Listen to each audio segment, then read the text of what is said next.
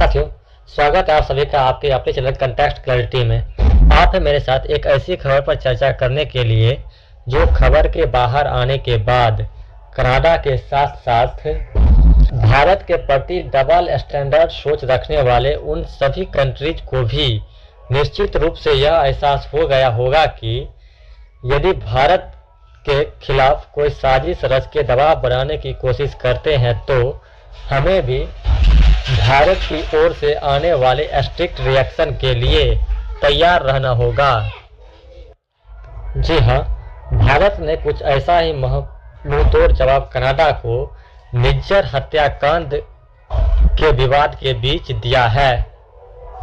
आइए जानते हैं पूरी खबर क्या है, पूरा मामला क्या है। लेकिन उससे पहले यदि आप इस चैनल पर नए हैं और अभी तक इस चैनल को सब्सक्राइब नहीं किए हैं तो कृपया इस चैनल को सब्सक्राइब कर लें। यहाँ आपको आपके एग्जाम के पॉइंट ऑफ व्यू से सभी महत्वपूर्ण टॉपिक्स का वीडियो तथा देश विदेश की वे तमाम खबरें जिसे जानना हमारे लिए किसी न किसी रूप से महत्वपूर्ण हो जाता है, उन सभी का डिटेल्स एनालिसिस वीडियो आपको मिलती रहेगी। सो नाउ अपने टॉपिक्स पर वापस आते हैं। साथियों, आपको पता ही होगा कि वर्तमान में भारत और कनाडा के बीच राजनीतिक संबंध बहुत ही तनावपूर्ण हो गए हैं और ये पूरा मामला खालिस्तानी सपोर्टर तथा खालिस्तान टाइगर फोर्स के चीफ हरदीप सिंह निज्जर की गोली मारकर हत्या कर देने के बाद शुरू होता है।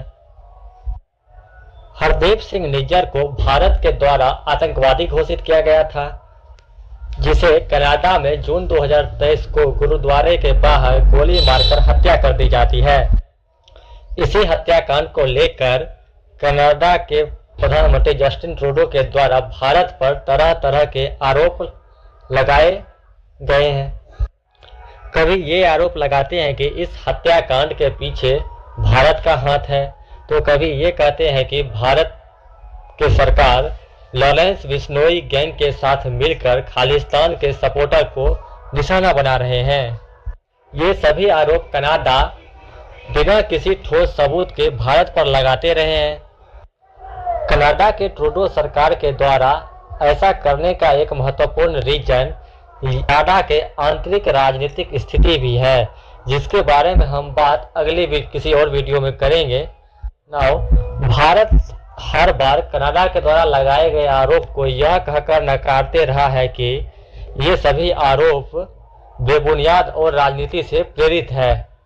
ये सभी आरोप प्रत्यारोप की चिंगारी दोनों देशों के बीच जल ही रहा था कि कनाडा के पुलिस के द्वारा उस चिंगारी में घी डालने का काम कर दिया जाता है। कनाडा पुलिस का ये बयान आता है कि कनाडा में रह रहे Indian high commissioner Sanjay Kumar Verma तथा 6 अन्य डिप्लोमेट्स इस हत्याकांड में पर्सन ऑफ इंटरेस्ट हैं। इसी बात को लेकर दोनों देशों के बीच चिंगारी और भड़क गई। अच्छा, अब आप में से बहुत ये जानना चाहेंगे कि ये पर्सन ऑफ इंटरेस्ट क्या होता है, तो पहले मैं ये क्लियर करके चलता हूँ।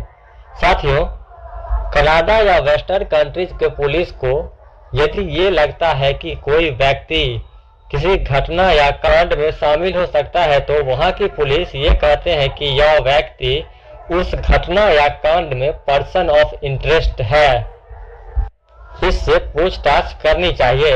आशा है आप ये टर्म समझ गए होंगे। जब भारत के हाई कमिश्नर पर यह आरोप लगता है तो भारत इमीडिएटली कनाडा में रह रहे भारत के हाई कमिश्नर तथा 6 अन्य डिप्लोमेट्स को वहां से अपने देश वापस बुला लेती है तथा भारत में रह रहे कनाडा के हाई कमिश्नर तथा अन्य को भी देश छोड़ने के लिए कह दिया जाता है कि भाई साहब आप लोग अपने अपने सामान को पैक करिए और यहाँ से चले जाइए, यहाँ आपकी कोई आवश्यकता नहीं है।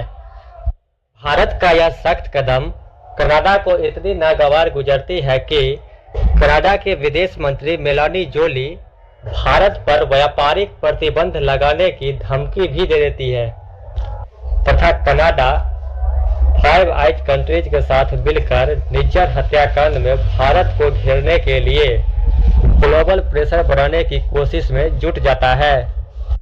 साथियों, 5 आइज कंट्रीज 5 देशों की इंटेलिजेंस ग्रुप है जिसका सदस्य ऑस्ट्रेलिया, कनाडा, न्यूजीलैंड, यूके तथा यूएस हैं। ये पांचों कंट्री सभी इंटेलिजेंस इनपुट को आपस में एक दूसरे से शेयर करते हैं। माना जा रहा है कि निज्जर हत्याकांड को लेकर कनाडा को इनपुट देने में इन्हीं फाइव आइज कंट्रीज की हाथ है।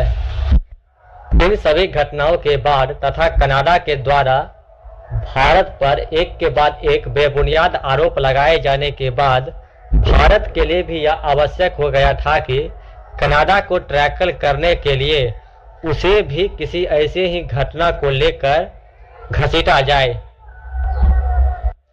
इसी कड़ी में भारत सरकार ने भगोड़े आतंकवादियों की लिस्ट जारी कर दी, जिसमें एक नाम कैनेडियन बॉर्डर सर्विस एजेंसी के अधिकारी संदीप सिंह सिद्धू का भी था।